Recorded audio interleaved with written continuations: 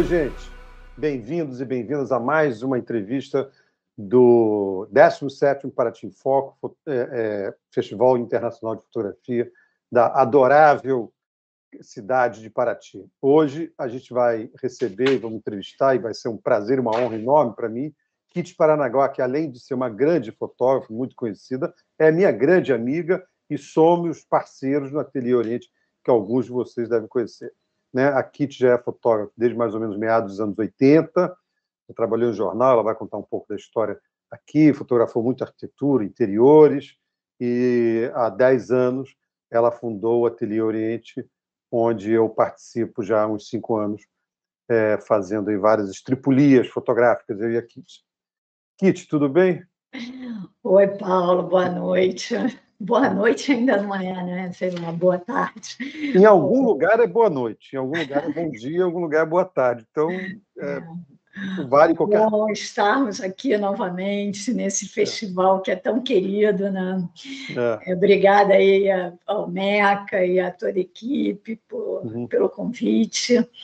E ótimo estarmos juntos nesse papo, porque normalmente somos parceiros de trabalho e companheiros lá do ateliê, mas, assim, um papo entre a gente é uma novidade, né? Essa entrevista, assim, né? É verdade, não tinha nem me tocado disso. Mas, Kitty, eu queria começar um pouco assim pelo fim. Ontem houve uma coincidência muito engraçada que eu passei em frente à Aliança Francesa e estava tendo a exposição que eu não tinha visto ainda dos ganhadores do prêmio da Aliança Francesa do ano retrasado, do ano passado, desse ano. Eu, na verdade, não me lembro, que era você, o Baltar e o outro fotógrafo, que eu não me lembro. E que é um dos seus trabalhos mais recentes, né? E que houve essa coincidência porque você não sabia que eu ia e eu não sabia que você ia e não sabia que ontem ou hoje era o último dia, né? Então foi uma coincidência muito curiosa, assim. Mas aquele seu trabalho, eu queria que você falasse um pouco dele e se o Theo puder botar... Ele não... depois eu mando, Theo.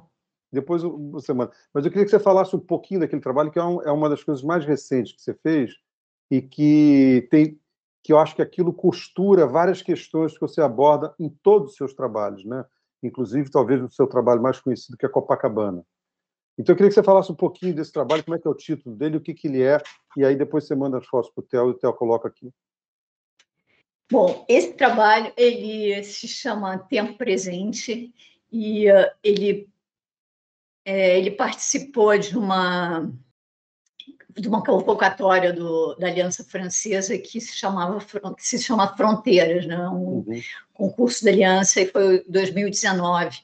Só agora ele foi exposto, porque o ano passado nada foi exposto, e eles estão com uma visita só de horário marcado, então não é uma exposição, ela vai circular pelo Brasil afora, mas é uma exposição de alguma forma restrita, né? E ele foi feito em Atafona e ele se chama Tempo Presente por causa do livro do T.S. Eliot, Quatro Quartetos.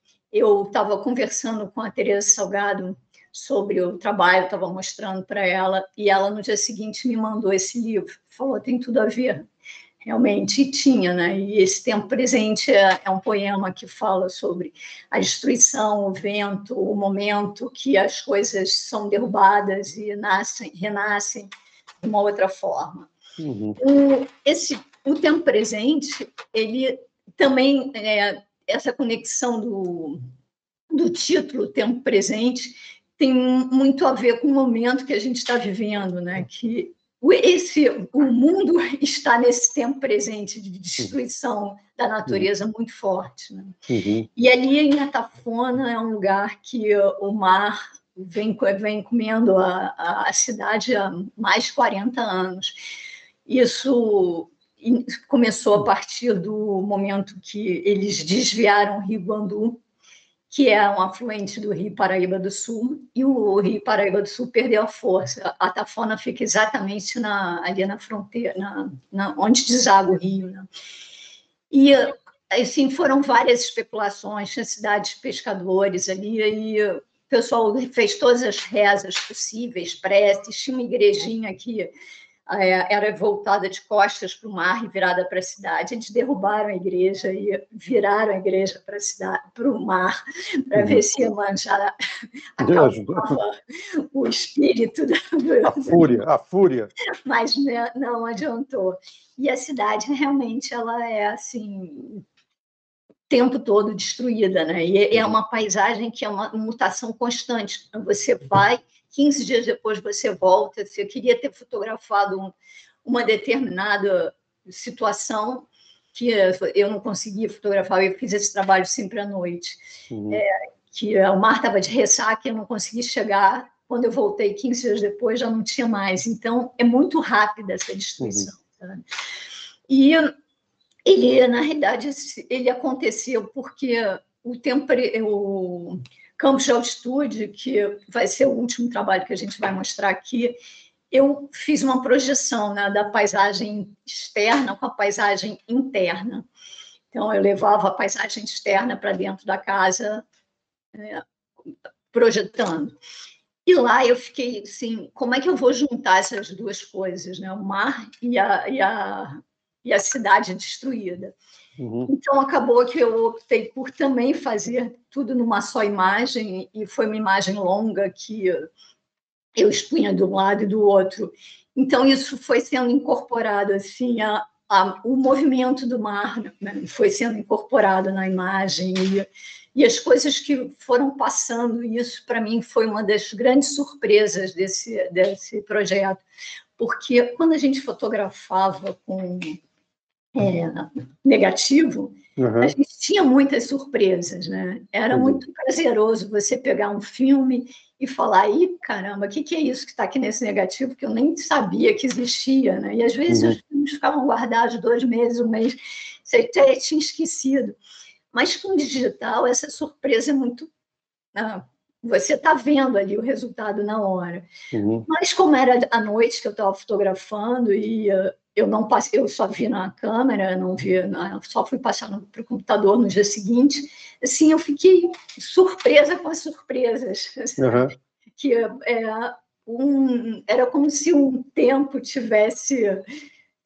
coisas iam entrando e fazendo parte ali daquele lugar, sabe? Eles faziam parte daquele lugar, mas eles se imprimiram naquele tempo, sabe? Então, quer dizer, o acaso, né? O acaso como coautor, de uma certa foram uns acasos muito incríveis. Parecia assim, a Tafona tem um lugar, tem sim, muitas coisas acontecem ali, tem vários registros assim, uma densidade muito espiritual. E aí foi engraçado que você tem fotos com fantasma de pescador, né? Mas só para localizar aqui quem não conhece a Tafona fica perto de Campos do Goytacazes, e Campos do Goytacazes dá nome à bacia de Campos, que é a maior bacia de exploração de petróleo em águas profundas do mundo, né? Então, toda aquela área foi muito transformada, não só por causa como você falou, do Rio Paraíba, do sul do Rio Guandu, mas também por causa de uma certa... Não afetou a Tafona diretamente, mas toda a região é muito afetada, de uma certa forma, por essa sanha, vamos dizer assim, do petróleo, do óleo, né, dessa indústria que é tão poluidora e tão devastadora. Quer dizer, a Tafona também simboliza, eu acho, na minha fantasia aqui, um pouco isso, né? Esse descuido, de uma certa forma, não só ali na Tafona, mas naquela região toda, que é enorme. Exatamente. Eu acho que a gente está vivendo um momento bem complicado no mundo, né? E eu acho que a Tafona, ele é um marco, né? Ele simboliza isso tudo aí que está acontecendo, e a gente não tem o menor controle, né? E, ao mesmo tempo, para mim, é um lugar que também eu estou ali na beira do mar, eu tenho essa atração fatal, né? Pela água, pelo mar, principalmente. Eu gosto do Rio também, mas o mar é uma coisa que é muito presente na minha vida. Eu também gosto do Rio de Janeiro. Não é qualquer Rio, não. Mas eu também gosto dos rios e do Rio de Janeiro.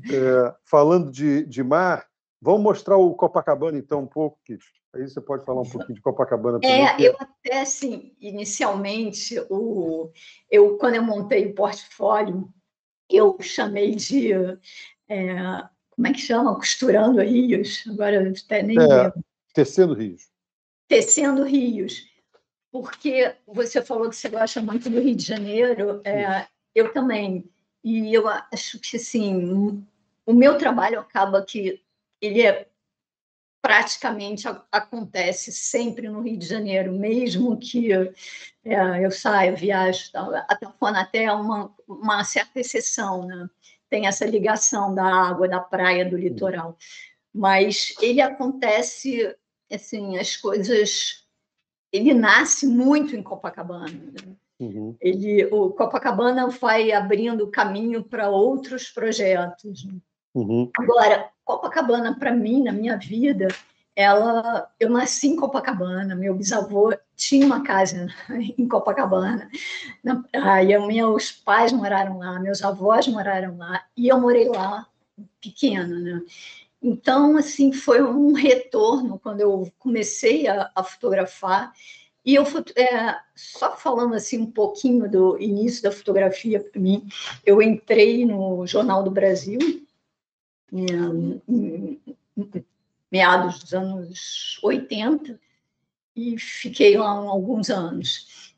E depois, quando eu saí de lá, eu passei muitos anos fotografando para outras pessoas, fazendo arquitetura, trabalhando com fotos de interiores, e eu acho que eu deixei um pouco assim a minha fotografia de lado. E chegou um determinado momento que a vida vai te dando, né, te botando na parede, te dando um caldo. E eu parei muito para pensar sobre isso, sabe? Que fotografia era aquela que eu estava fazendo, o que eu queria da fotografia, por que eu tinha escolhido a fotografia. E acabou que Copacabana foi o lugar que eu comecei a resgatar e entender o porquê que eu tinha escolhido a fotografia, sabe? O que eu queria realmente da fotografia. E aí foi lá que eu comecei a construir esse trabalho. Sim. E ele virou para mim um lugar assim muito mais amplo do que um lugar físico, né? É um lugar, é um templo, é um lugar que é um trabalho eterno em construção. Eu li até hoje, estava lendo um texto do Lipovetsky, e ele era um texto sobre rastros na paisagem. Eu acho que tem até muito a ver com as coisas que eu faço. E ele fala assim, ele abre o texto com um pequeno, falando: não se pode falar do deserto como de um lugar, pois ele é também um não lugar. O não lugar de um lugar, ou lugar de um não lugar.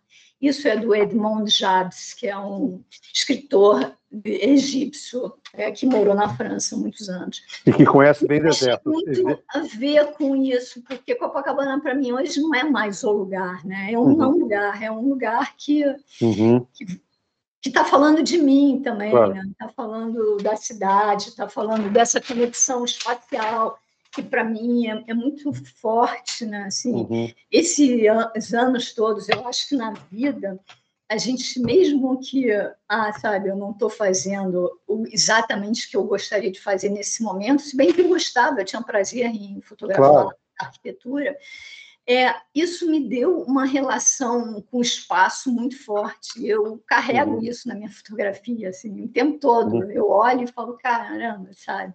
Esses arquitetos todos estão presentes na minha vida, na minha maneira de enxergar o mundo, né? Não, de você esquadrinhar o mundo, né? Porque a arquitetura é um pouco isso também, né? Você, dentro daquele tempo e espaço, você propõe um novo tempo e um outro espaço, evidentemente. Independentemente se é uma casa de pau a pique ou se é um Instituto Moreira Salles na Vila Paulista, né? A arquitetura também propõe essa interação e essa ligação do tempo e espaço, né? Porque quando você entra numa casa, quando você abre uma porta, quando você convive com outro espaço, que não é o espaço que você está acostumado, você também entra em outro tempo, de alguma forma. E a fotografia fala disso. Agora, me parece muito evidente esse caminho que você fez também. Né? Você vai para o jornalismo, quando você fez fotojornalismo no Jornal do Brasil, inclusive, você foi uma uma das pioneiras, que tinham pouquíssimas mulheres no JB naquela época, eu me lembro, era você e Cíntia, eu acho, basicamente, não é isso? Era eu e Cíntia no JB e Cristina Zappa. Zappa no Globo. É. E depois, assim, circularam outras mulheres, mas na época que eu entrei só tinha Cíntia no JB. Não.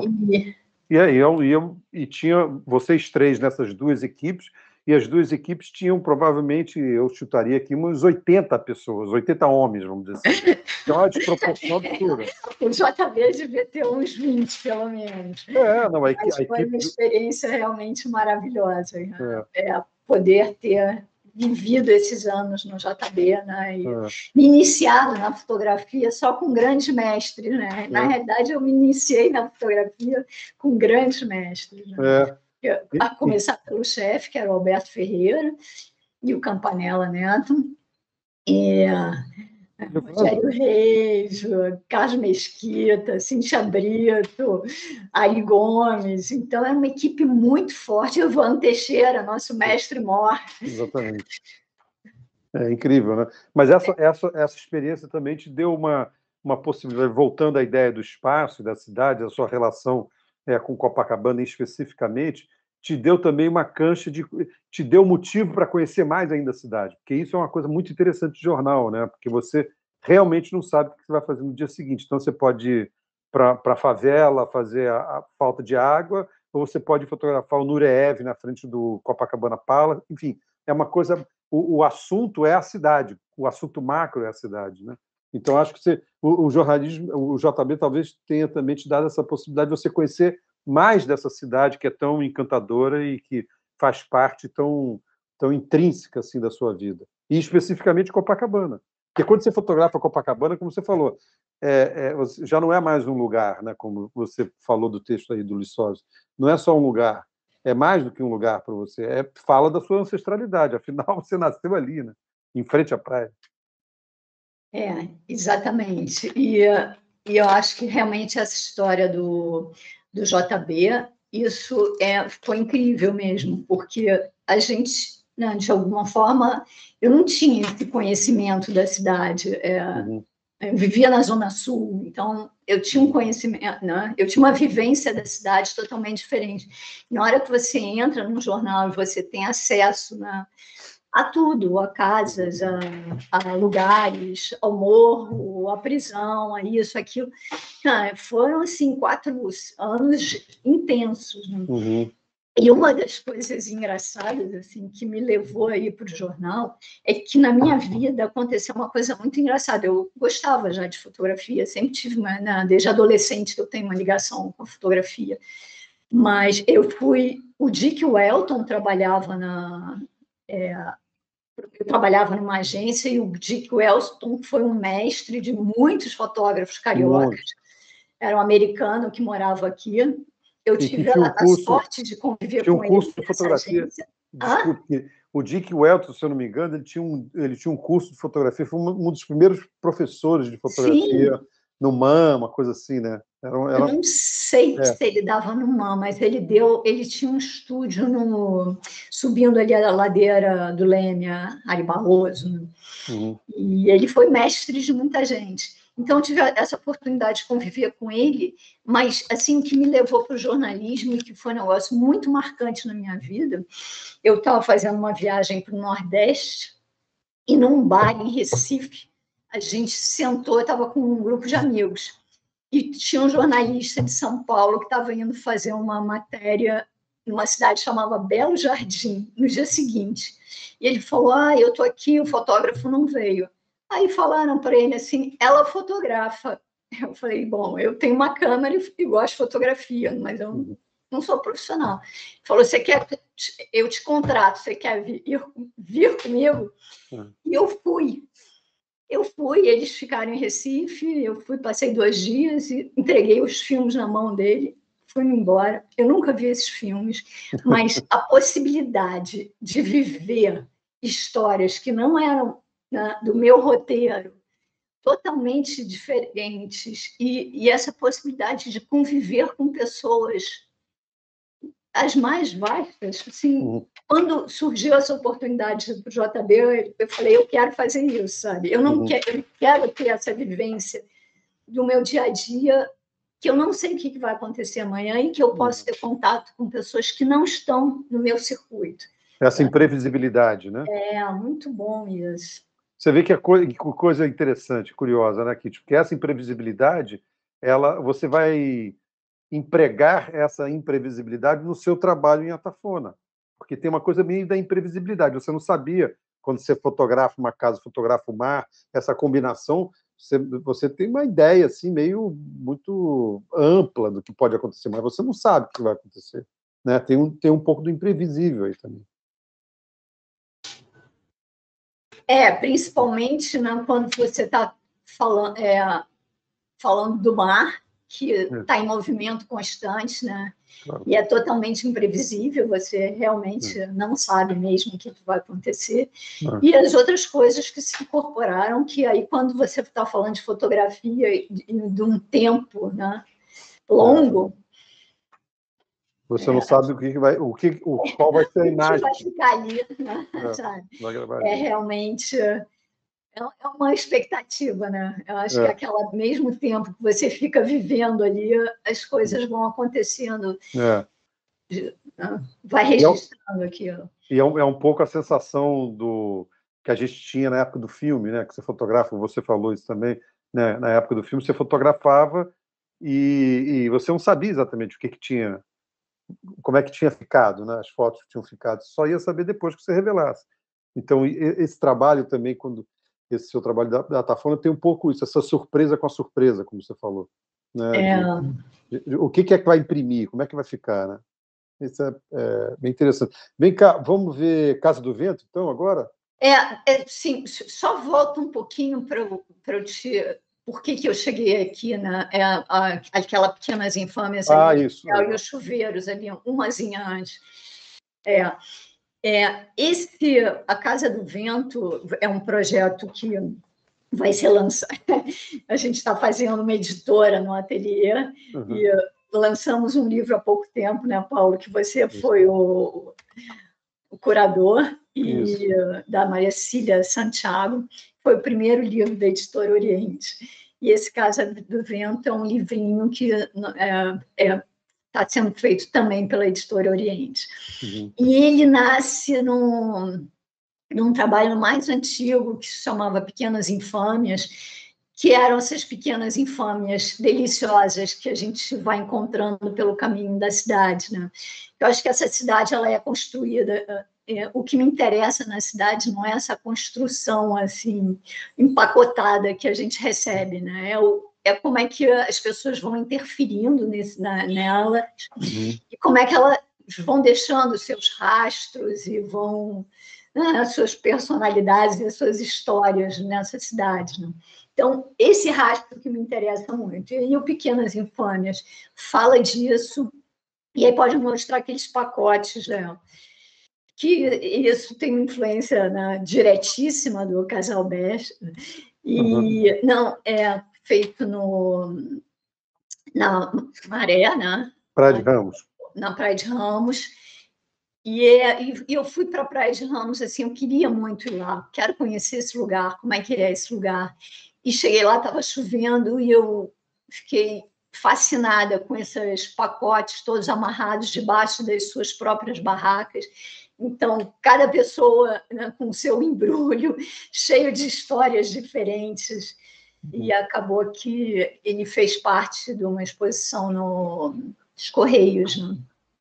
E é totalmente escultórico. Na Justiça Federal, do Foto Rio.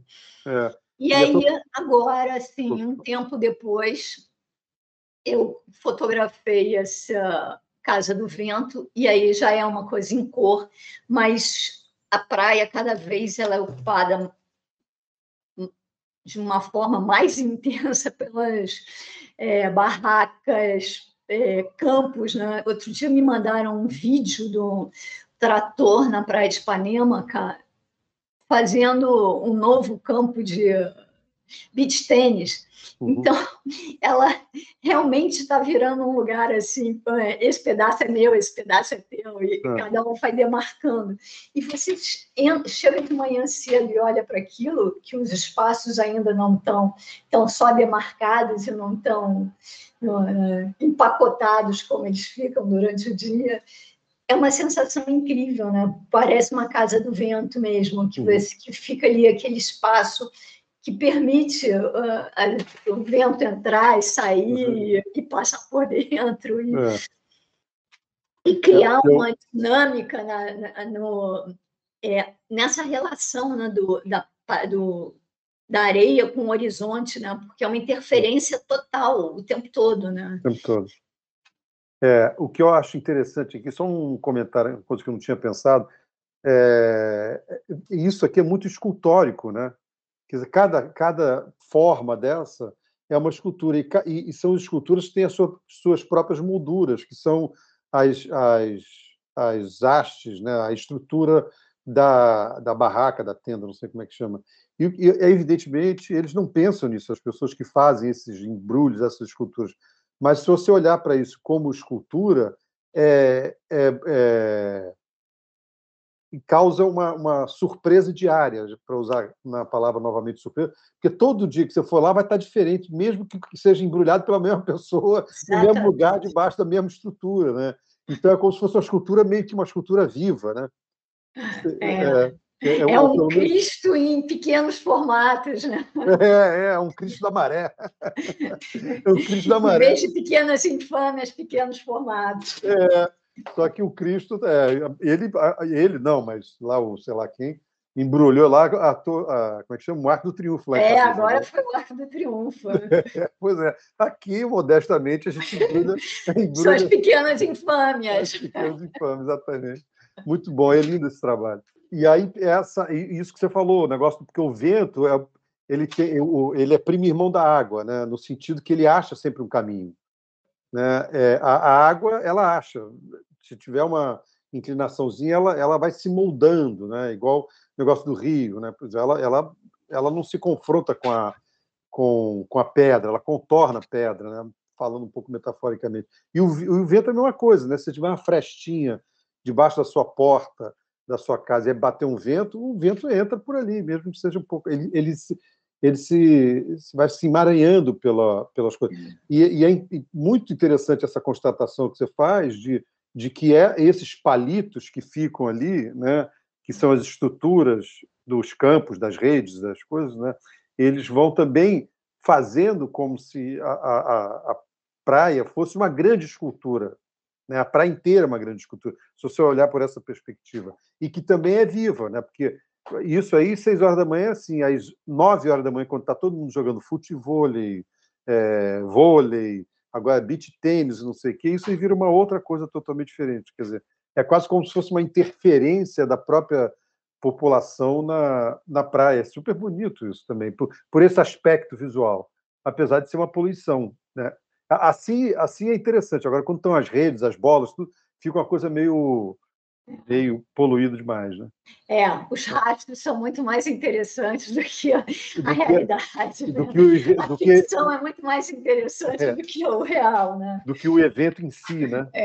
Agora, isso é uma coisa interessante, né? Porque isso é uma coisa que sempre existiu, principalmente na Praia de Ipanema, né? Uma divisão da praia, né?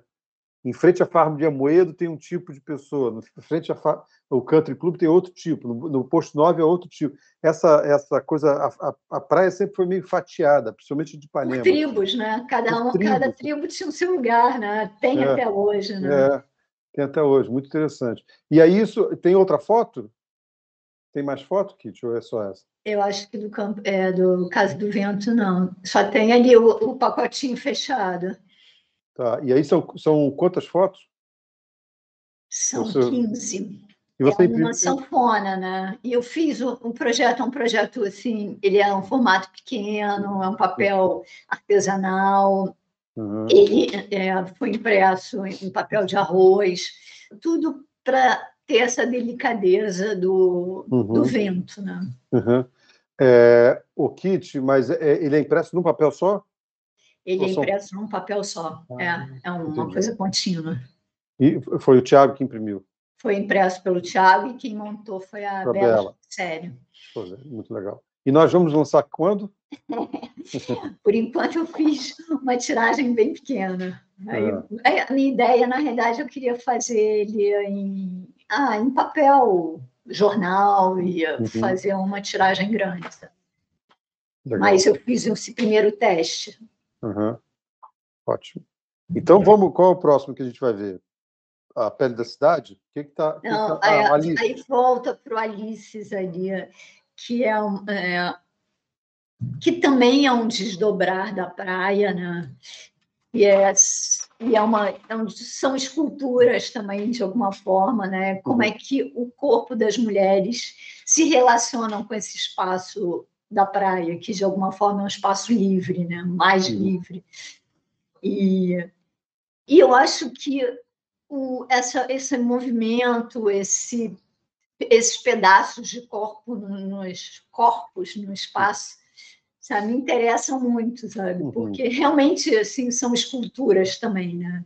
Eu acho que o corpo humano é uma escultura, né? Sem dúvida, sem dúvida. De carne e osso e vibrações e sentimentos, claro, sem dúvida. E essas relações afetivas também.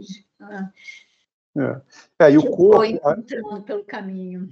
E a praia, o sol, a água salgada, o vento, a onda, a areia, isso tudo proporciona uma certa libertação do corpo, né?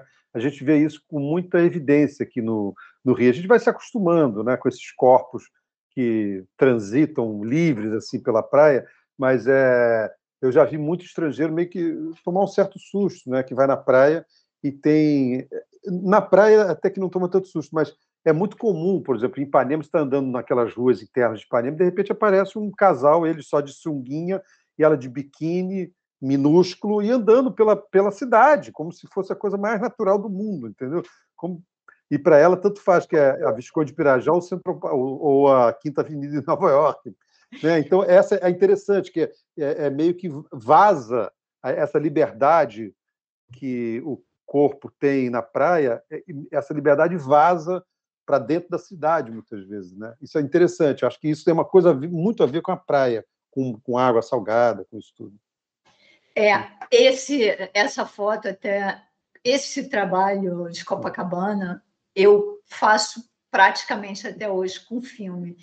Eu tenho começado a me digitalizar, mas tem uma relação afetiva com o filme, que eu comecei a fazer lá atrás com o filme, e ele é sempre preto e branco, né? E muitas vezes eu ainda uso o filme. Isso é uma das surpresas do filme também, né? Assim, é uma foto que ficou na máquina e depois foi feita outra foto. Nem sabia que tinha fotografado, fotografei de novo. Você botou o mesmo filme de novo? Botei o mesmo filme. Então, são as surpresas que o filme gera. Eu gosto muito de ter essas surpresas. Né? Às vezes eu fico o digital, né, te limita de alguma forma. É muito mais limitante. Bem que teve uma época que você tentou fazer alguma coisa no digital também, o negócio do branco, que te incomodava, tinha uma história aí você estourava o branco para ver até onde que o branco ia, né? Foi bem no início do digital que lidar com aquele branco era muito complicado. As cores o branco era muito fake, né? Então eu resolvi levar ele no limite ali para ver até onde ele ia. E tinha um resultado bem interessante, porque ficavam as linhas só. Mas é uma experimentação, que é uma coisa que atravessa muito o seu trabalho, né? Está sempre experimentando. Mas isso são as Alices. Fala um pouco das Alices, então, Kitty. O que são as Alices? Que é uma espécie de subpasta dentro de Copacabana, né? Que não é só dentro de Copacabana, né? Porque, na realidade, essa relação do corpo com a praia, o lugar, o corpo feminino, né? Eu também sou uma mulher, me interessa, né? Então, eu observo muito isso. E isso foi uma forma de falar da mulher mesmo, falar de como é que a mulher se relaciona, né, com esses espaços, sabe? Com esses espaços abertos, principalmente. Né? Essa foto até entrou ela faz parte daquele Fomos Pro Rio. Fotos Pro Rio. Não. Fotos Pro Fome, não. Fotos contra a fome. Foto contra a fome. Que é um projeto do Foto Rio agora, e ela faz parte desse projeto. Está aí. Muito interessante. E esse negócio do corpo, que você estava falando, essa questão da uma certa libertação do corpo, né? E o que eu acho muito interessante também, aqui a gente está falando de corpos jovens, né? Então, né, corpos bonitos também e tal, mas é muito interessante também essas pessoas que estão fora do padrão mais aceito do corpo, e elas tratam do corpo delas na praia como se fossem, né, um corpo absolutamente jovem, né? Então, a pessoa é gorda, a pessoa, enfim, está mais velha, mas ela não se importa com isso. Eu acho isso muito bonito também, né? Da pessoa, ela tem uma ligação, é um motivo para ela mostrar o corpo, independentemente do que as pessoas acham do corpo. Isso eu acho muito interessante. Porque existe essa cultuação do corpo jovem, né? Do corpo sarado, do corpo perfeito, vamos dizer assim. Eu acho que, inclusive, assim, Copacabana tem essa coisa forte, né? Que ela é muito misturada, porque eu acho que Ipanema tem um compromisso com a juventude, com a beleza, né? Que eu acho que Copacabana não tem isso. Então, tem muita gente mais velha lá. E mesmo que você não tenha esse afeto todo pelo seu corpo, eu acho que a praia é um exercício disso, né? Porque você está ali exposta de alguma forma. Então, é uma forma de você aceitar o seu próprio corpo. Claro, né? Não vai tomar banho de mar de terno e gravata. Exatamente. Ou de vestido ou de longo. É um exercício mesmo eterno, né? E a praia é um exercício de você lidar com o seu corpo. Né? De autolibertação, de uma certa forma. Né? Aí eu estou pensando aqui também que a praia já foi motivo de outros trabalhos muitos paradigmáticos, vamos dizer assim, de fotografia, principalmente o Alair Gomes, né? Que a questão dele era exatamente como é que esse corpo jovem, atlético e bonito, ele se transforma, como você falou, ele se transforma numa escultura. E no caso do Alair, uma escultura que não tinha contato direto, né? Era uma escultura que era apreciada por um voyeur a, sei lá, 300 metros de distância da casa dele. É muito interessante como a praia pode proporcionar realmente uma espécie de reconfiguração do corpo. Nesse caso, até nem sempre são fotos consentidas, né, também, porque eu ando muito com a câmera e eu vou fotografando, às vezes, sem as pessoas perceberem. Né? Então, e como também são pessoas não identificadas, eu não tenho esse... sabe, eu estou roubando uma história, porque eu não estou...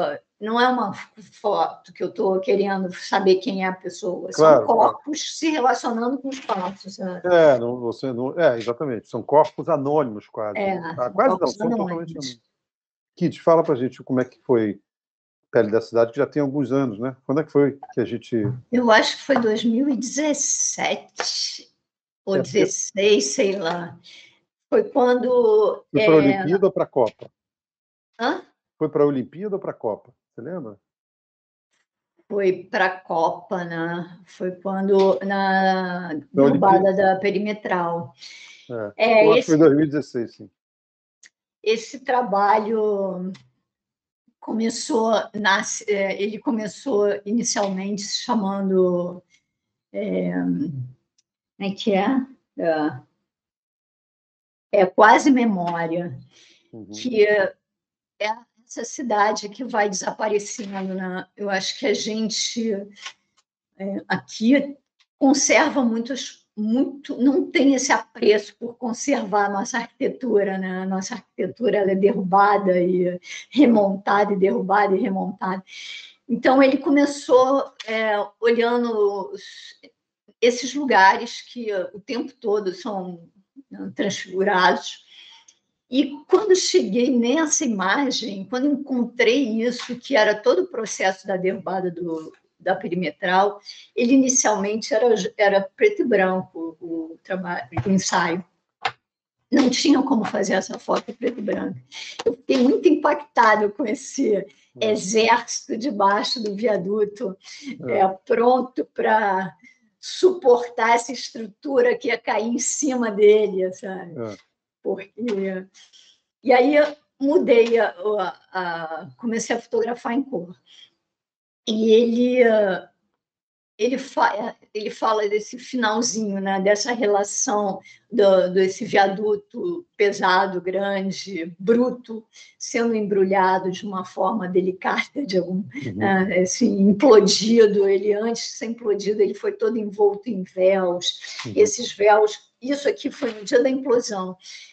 O viaduto implodiu, eu estava em cima, por isso que eu estou mostrando esse ensaio antes, porque é aí que nasceu o campus de altitude. Eu estava na casa de uma casa no Morro da Providência, e que tinham vários jornalistas vendo a implosão. Depois da implosão, eu desci e queria chegar, eu não conseguia chegar no viaduto, eu queria ver como é que tinha ficado, né? Mas ele era uma barreira que você não chegava, então eu consegui subir no muro lá e descobrir essas imagens. Mas eu o tempo todo estou falando dessa delicadeza e dessa cidade escultórica, né? E dessa escultura que não é organizada, né? Que ela vai acontecendo naturalmente, né? Uma coisa meio orgânica, que vai, se desmancha, vira outra coisa.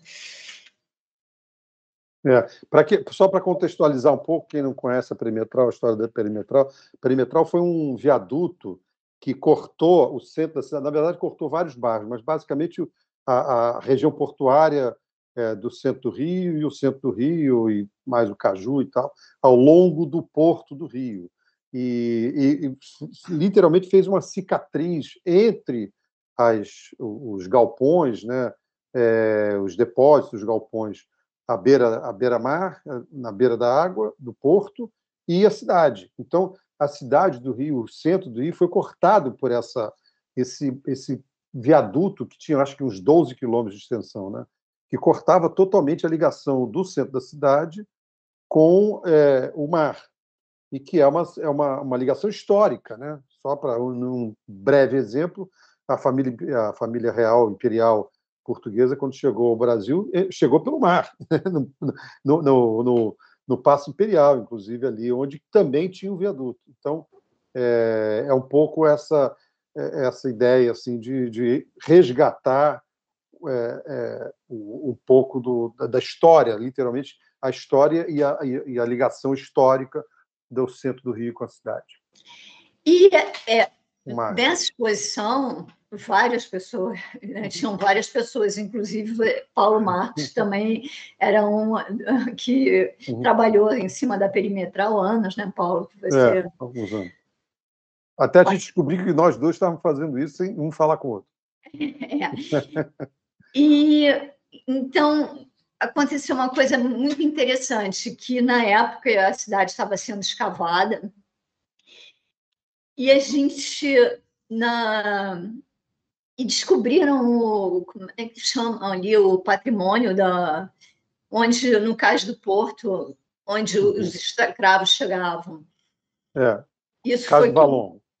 O Cais do Valongo foi, na época, resgatado. Mas vamos ao campo de atitude, então? Vamos. Bota para a gente aí. E aí eu falei da pele da cidade antes, porque a pele da cidade, o campo de altitude nasce aqui, nessa casa, que é a casa da Dona Jura, no Morro da Providência, no dia que... E essa foto foi feita lá, da casa dela, desse mesmo, literalmente essa paisagem, e no momento da implosão. Então, depois que eu saí, que aconteceu a implosão e eu saía, me deu esse estalo de voltar e eu estava com esse projeto na cabeça, assim, eu queria falar dos 450 anos da cidade, a cidade ia fazer esse aniversário, como é que eu ia falar dessa paisagem hoje, né? A cidade mais fotografada do mundo, a primeira foto foi feita aqui no Rio de Janeiro, né? 1840. Então, essa cidade tão fotografada, tão festejada, como é que ela é hoje, sabe? E aí, algumas questões estavam na minha cabeça. Como é essa cidade hoje? Quem é que morava nessa vista, que é a melhor vista da cidade? E como essas pessoas moravam, né? E moram até ainda, muitas delas. E surgiu essa ideia de projetar a paisagem dentro da casa a partir da foto da perimetral. Então, eu fui mapeando a cidade, subindo nos morros, encontrando pessoas incríveis e conhecendo mesmo e vendo como é uma relação diferente essa morar no morro, morar embaixo, né? Porque você tem um acesso às pessoas e às casas que você não tem na cidade, né? Você sobe e você consegue, numa janela, conversar com uma pessoa e amanhã está dentro da casa dela fotografando. É uma relação muito diferente. Uhum. Eu acho que tem muitas dificuldades, né, de você morar no morro, mas falar dessa casa do morro feita pelas próprias pessoas, né, casa meio espelho, né, casa que é a alma, casa que tem ali o que é delas realmente. Era um desejo que eu tinha, então eu consegui juntar tudo isso nesse trabalho. Ele é inspirado no trabalho do Abelardo Morel, né, que leva a paisagem através da câmera escura para dentro dos lugares. Aqui não foi uma câmera escura, na verdade era quase uma câmera clara, né, que eu estava projetando uma imagem dentro da casa, levando a luz total. A outra de ele leva a luz também, né, mas de uma outra forma. Né? Totalmente. Aqui você fazia foto, depois você projetava a foto e você que fazia uma outra foto. Quer dizer, né? A casa, como você está falando, é tanta coisa, é tão simbólico, né? A casa. E no Rio de Janeiro, essa relação das pessoas que moram nos morros com a cidade tem uma relação muito intensa em termos de paisagem, quer dizer, elas moram quase que na paisagem, né? Porque no Rio de Janeiro, durante muito tempo, morro foi sinônimo de favela, porque as favelas começaram todas em morros, até hoje em dia continua, a maioria ainda é em morro, né? Então, você tem uma vista privilegiada. Isso também é interessante você pensar que esses lugares que têm as melhores vistas, muitas vezes são os lugares menos valorizados, porque a cidade ela foi se configurando num lugar onde era plano, onde tinha acesso à água e tal, né? Então, você presta uma homenagem, você devolve essa paisagem para essas pessoas, por assim dizer, né? Essa paisagem que também é um retrato. Tem uma história que retrato e paisagem, né? Pode ser quase a mesma coisa, que você também está falando não só dessa paisagem. Aqui eu acho que são várias camadas, né? Sabe? Porque a paisagem real, né? Que é a projeção, é a paisagem que é a casa, né? E a paisagem que é o fotografado, né? Que é o retrato dele, né? Que é a alma dele dentro desse lugar. Eu acho que são várias coisas. Estou falando de muitas coisas ao mesmo tempo, né? Sem dúvida. Agora, o kit, essa foto é incrível, essa quantidade de relógios. E essa foto aqui, assim, muitas casas, na realidade, foram literalmente construídas por essas pessoas, né? E essa história dessa casa, e foram histórias fascinantes, realmente. Essa mãe deles, ela trabalhava numa casa e tinha um cuco nessa casa. E ela sempre falava para eles que quando ela pudesse ter reboco na casa, ela ia ter um cuco. E aí, a primeira coisa que ela fez quando ela conseguiu ter um reboco na casa, ela botou um relógio. E aí ela botou um relógio, 2 relógios, amigos foram dando relógios, e essa casa virou um hostel, no Santa Marta. Ele é o Gilson e ele é guia turístico. Então, as pessoas do mundo inteiro mandam relógio para lá. E ela bota os relógios todos trabalhando, cara. É um negócio muito louco, cara, que você fica ali, o tempo não para, literalmente, dentro da casa. Cada relógio em um horário. Mas todos funcionam. É uma loucura. Bom, Aí por sorte... ela recebe relógio de Londres, ela fica muito amarrada e bota na parede, não tem mais espaço para botar relógio. Por sorte... Agora, tem histórias... O muito legal desse projeto foi que, quando eu terminei ele, eu devolvi essas imagens para essas pessoas. E... quando eu fui devolver, eu gravei várias entrevistas. Então, eles falam desse lugar, sabe? Eles falam da relação deles com a casa, da relação deles com a comunidade que eles moram, e do país. E tem vários depoimentos. Então, não é uma visão minha só. E nas exposições, esse projeto já deu uma rodada, ele foi exposto em São Paulo, na Galeria da Janaína Torres, foi exposto aqui no Rio, no Foto Rio, na Justiça Federal. Ele foi para Pequim, exposto no festival em Pequim, representando o Foto Rio. E então essas gravações fazem parte da exposição, sabe? Qual é a visão deles desse lugar? E a gente fica, morar no morro, horrível, mas eles têm uma relação forte com a casa, da mesma forma que de quem mora no asfalto tem a relação forte com a casa, porque a casa, né, são as suas raízes, onde você se situa no mundo, é aquele lugar que te protege de alguma forma. Eu acho que é claro que uma casa no morro, muitas vezes ela não te protege, ela te expõe, né? Ela te mata, mas existe também esse lugar de afeto, de conforto, de moradia mesmo.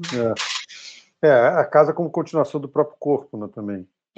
E outra coisa interessante também que você tem no morro é que essa paisagem externa, não só a vista, mas a paisagem externa do lugar, ele faz muito parte da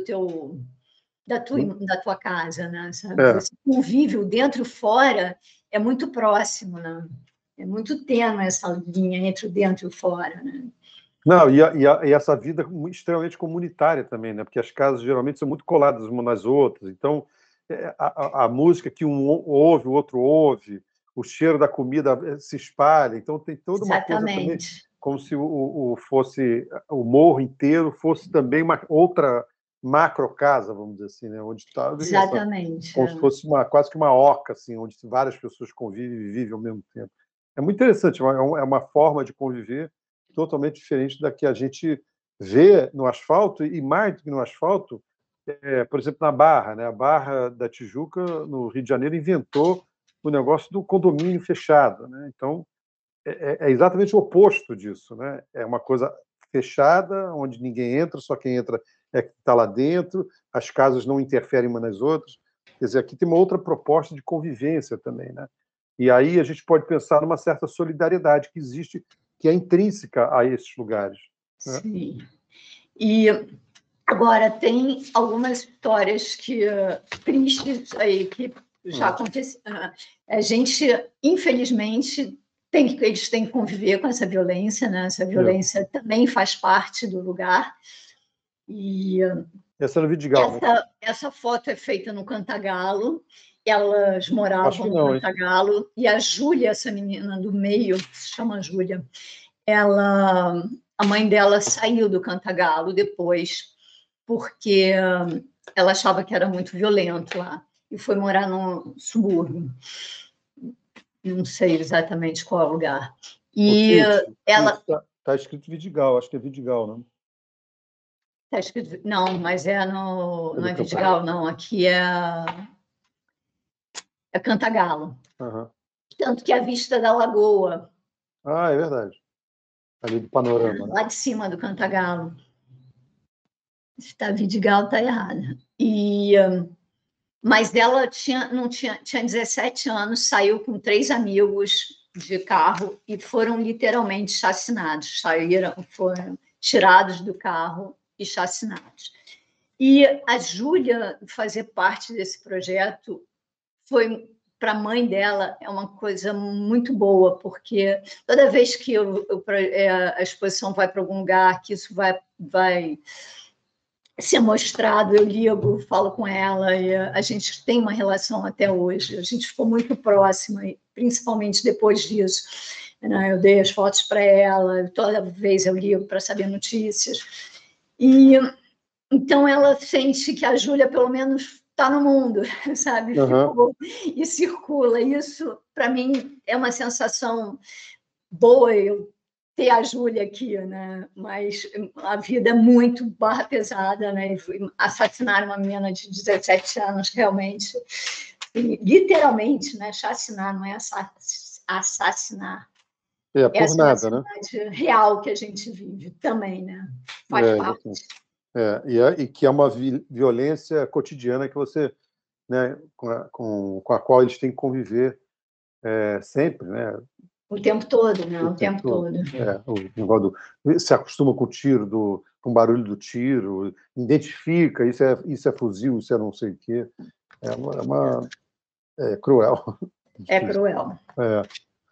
Mas, o Kitty, eu acho que você não falou, ou se você falou, eu me esqueci, por que você deu o nome de Campo de Altitude? Peraí, aí na Floresta da Tijuca, eu usei muito, porque as casas, só para eu voltar um pouquinho antes de falar do título, Paulo, é que muitas das casas fazem, as pessoas, não era a época da Covid ainda, mas elas trabalham nas suas próprias casas, né? Então, ele é um pai de santo que tem o centro dentro da casa dele. É um home office. O Theo aqui do Pereirão, ele também trabalha dentro da casa dele, então essa casa, além de casa, era trabalho também. Mas o Campos de Altitude surgiu porque Campos de Altitude, eu estava pensando em que nome dar, né?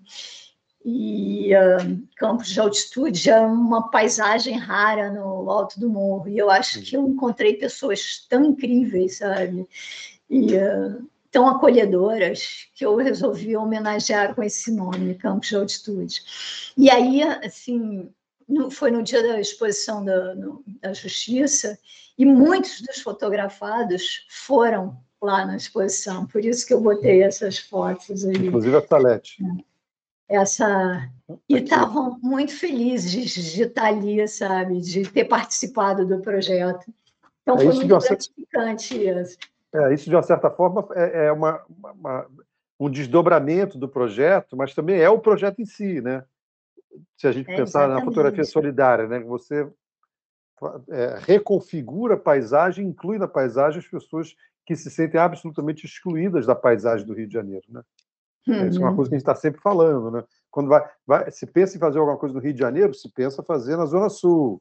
Quando se faz o metrô, vai para a Barra, né? Esse tipo de coisa. Quando tem o policiamento, é na Praia de Copacabana. Então, essas pessoas se sentem também excluídas. E aí, você bota elas como protagonista total da paisagem da cidade e da exposição. Foi muito prazeroso. Foi um projeto, assim... Foi uma dedicação total, realmente, porque foram vários morros, mapear a cidade, subia, mas foram relações fortes. Kitty, então valeu. Nos vemos em Paraty. Paulo, obrigada, tá? Beijo grande, obrigada, tchau, tchau.